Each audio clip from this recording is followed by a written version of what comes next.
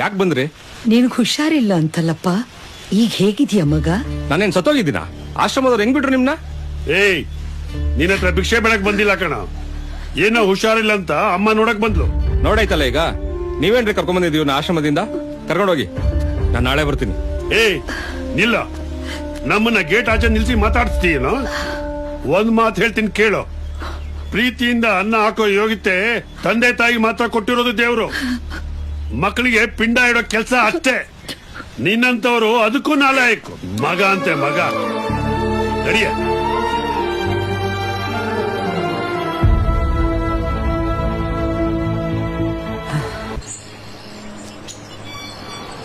ಏನಿದು? ಇದು ವೃದ್ಧಾಶ್ರಮ, ನಾವಿರೋ ಜಾಗ ಕಣಪ್ಪ. ಅಂದ್ರೆ ನಿನ್ನಂತ ಮಗ ಇರ್ಬೇಕಿತ್ತು ಕಣೋ ನಮ್ಗೆ. ಆಗ ಇಲ್ಲಿಗೆ ಬರೋ ಪರಿಸ್ಥಿತಿನೇ ಇರ್ತಿರ್ಲಿಲ್ಲ. ನೀನ್ ಮಾತ್ರ ನಿನ್ನ ಅಪ್ಪ ಅಮ್ಮನ್ನ ಇಲ್ಲಿ ಬಿಡ್ಬೇಡಪ್ಪ. ಅದು ಅನಾಥಾಶ್ರಮ. ಅಲ್ಲಿ ಮಕ್ಕಳು ಬೇಡ ಅಂತ ಅಪ್ಪ ಅಮ್ಮ ಬಿಟ್ಟು ಹೋಗ್ತಾರೆ.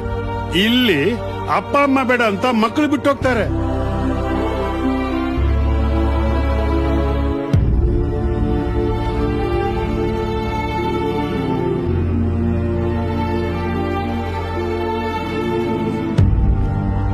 ನಾವು ಚಿಕ್ಕವರಾಗಿದ್ದಾಗ ಹೆತ್ತೋರನ್ನ ನೋಡ್ದಿದ್ರೆ ಎಷ್ಟು ಹೆದರಿಕೆ ಆಗ್ತಿತ್ತೋ, ಈಗ ಮಗನನ್ನ ನೋಡ್ದಿದ್ರೆ ಅಷ್ಟೇ ಭಯ ಆಗತ್ತೆ ಕಣೋ.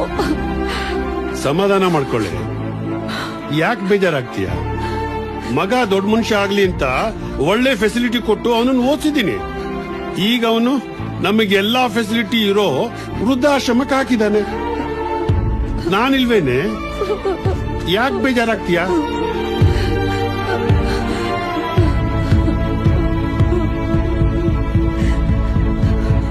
ಮರಿ, ನಿಮ್ಮ ಅಪ್ಪ ಅಮ್ಮ ಎಲ್ಲಿದ್ದಾರೆ?